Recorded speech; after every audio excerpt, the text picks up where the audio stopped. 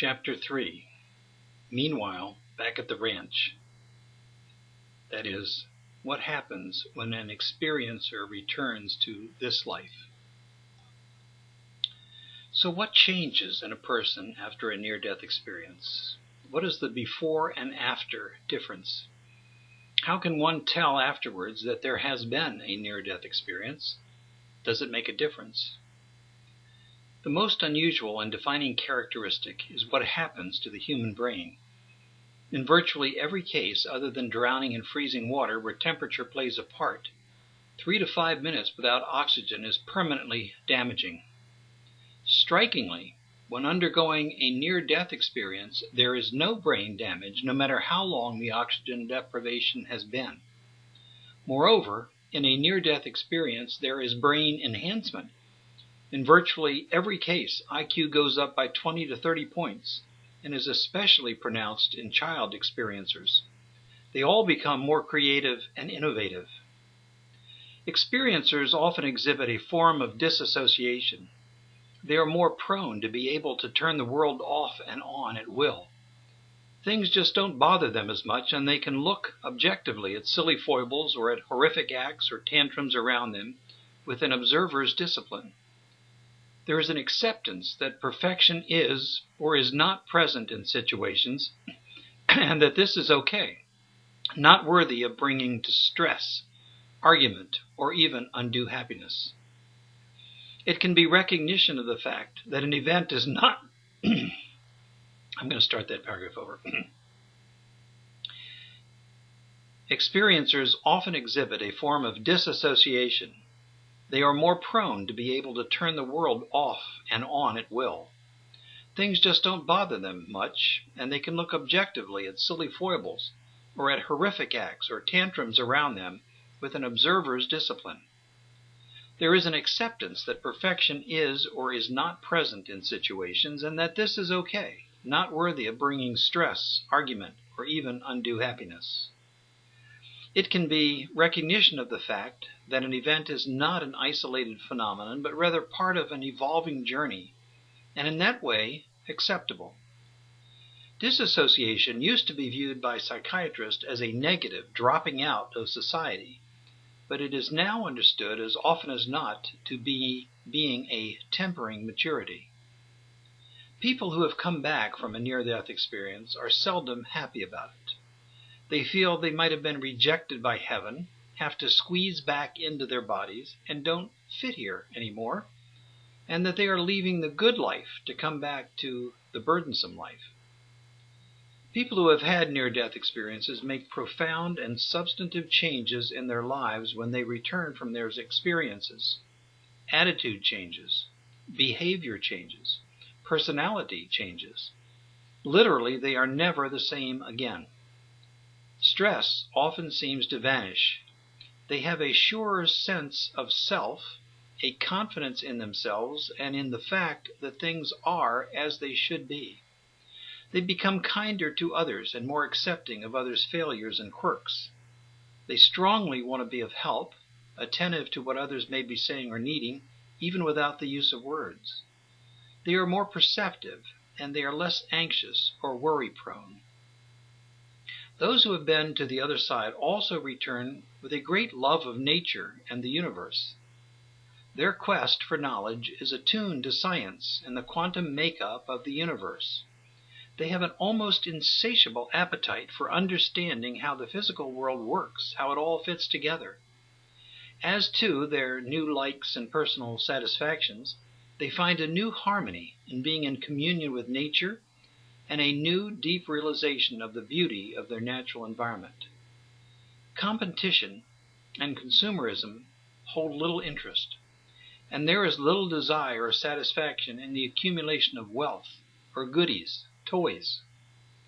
They see things with new eyes, and they appreciate things they had not previously appreciated. They have a new spring in their step and a new enthusiasm for the things they set out to do. They are less likely to make long-term plans or to make long-term career goals than they are to find wonder in the things right in front of them. The joys of the everyday are more satisfying than the need for high highs, acclaim, recognition, or applause. Sometimes even handwriting changes. Sometimes people actually look different than before, and friends and strangers can see a difference in their before and after photographs. Suppressed or little used personal characteristics pop right out, bringing forth both latent talents ready to be exercised as well as latent problems needing resolve. Such profound changes in a person can bring not only new insight and personal fulfillment, but it can also bring a new set of problems. The inculcation of both the experience itself as well as the physical, mental, spiritual, and emotional consequences can take years to settle in and do change people. This can be good, but it can also bring difficulties. Most researchers, for example, find that approximately 75% of married experiencers divorce in years following their near-death experience.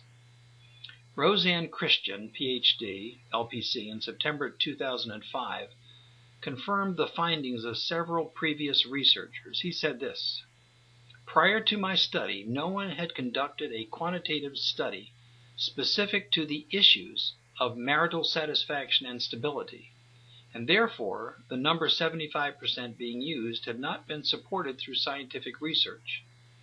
I concluded that, based on my sample, 75% of near-death experience marriages ended in divorce, which corroborated what had been stated in previous writings.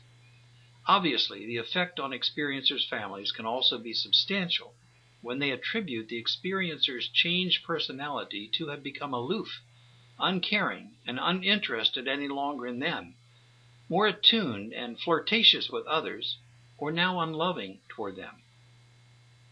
2/3 of experiencers left their religious traditions after their experiences, though most returned to them within 10 years thereafter, especially if they were the more tolerant religious traditions. They tend to take the dogmatic presentations with a grain of salt and appreciate the personal relationships and acknowledgement of loving God more. Those who have been there and have seen the other side never again fear death because they have found out firsthand that there is nothing to fear.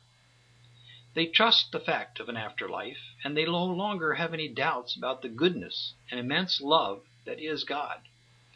Talk of mysticism and mystical experiences does not produce skepticism, but is accepted and honored in others. They have a new self-confidence based on experience, and they are more focused on relationships and concerns for others. They are willing to help out without having to be asked, indeed are almost aggressive to do so. They are less uptight and anxious about the future, for they have found that the future will inevitably be good. They can be said to be more spiritual than before, and they are more charitable and kind, more intuitive, more open to others. Adults seem younger, more joyful and happy, more energetic and curious. Children seem more mature, more aware of their surroundings. A majority, though not all, become more psychic, able to read others, attuned to the unspoken and visibly unexpressed. They are more sensitive not only to other people, but to nature, to sunshine, to weather changes, even to allergies. They become more vegetarian and less meat-eating. They also seem to heal quickly. Strangely, though, even though the above is true, a great many experiencers are also angry. They can be angry that they had to come back to this life, or they can be angry that they had the experience in the first place and disrupted their previously established life.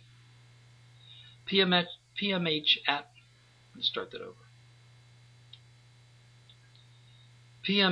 Atwater, whom I referenced previously, on page 86 of the Big Book of Near-Death Experiences, give these as the most common positive reactions from experiencers.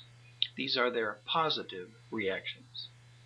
Ecstatic at the wonder and beauty and glory of it all. Thrilled because they feel so privileged to have experienced such a miracle. Grateful that anything so incredible could have happened to themselves. In awe, possibly even beyond words or the ability to speak. Evangelistic and immediately desirous of telling others the good news about death and God and the power of love. Humbled by the magnitude of what happened. She also gives the most common negative reactions from experiencers. which are these: anger for having been revived and forced to leave wherever they were, guilt for not missing or not even being concerned about loved ones, disappointment at discovering they are once again encased in a physical body with all the inconveniences that entails, horror if their experience was frightening or hellish, dumbfounded if they want to talk but can't or are afraid to, depression at realizing they must now resume their former lives, that they wouldn't stay and they couldn't stay where they were. Most experiencers notice a significant change in themselves when they return to this life. About a fifth feel that they are whole new people, nothing like what they had been, and about a fifth think nothing has changed in themselves. Despite substantive changes following a near-death experience, a fifth of those who have had the experiences and who now exhibit the greatest changes rarely see those changes in themselves. They think that they are the same person. It is their loved ones, family, and friends who speak to them and tell them that they have changed in dramatic and reversible ways. Now, all of this is not anathema to the Christian tradition. In fact, listen to these words from the Gospels, based on the translation from the New Testament. From the Gospel of John, chapter 16, verses 10 to 11. Your union with God will shift from an outer connection to an inner reality. As your outer God dies, your inner God can finally be reborn. From the Gospel of John, chapter 16, verses 17 and 18. This is Jesus speaking. All that is God's is mine, and all that is mine is yours, especially the divine identity. You are daughters and sons of God, and daughters and sons of God are God, and they inherit all that belongs to our dad God, our mom God. From the Gospel of John, chapter 16, verses 21 to 22. You will be like a lady who is sad that her labor pains are coming. But know that your sadness only points to the birth of your true identity, your rebirth into the God you have always been. Even then, in the midst of the trials of life, there will always be the underlying divine joy within you. And from the Gospel of John, chapter 17, verse 17. After the resurrection, Jesus said, I know my body is different, but my heart is the same.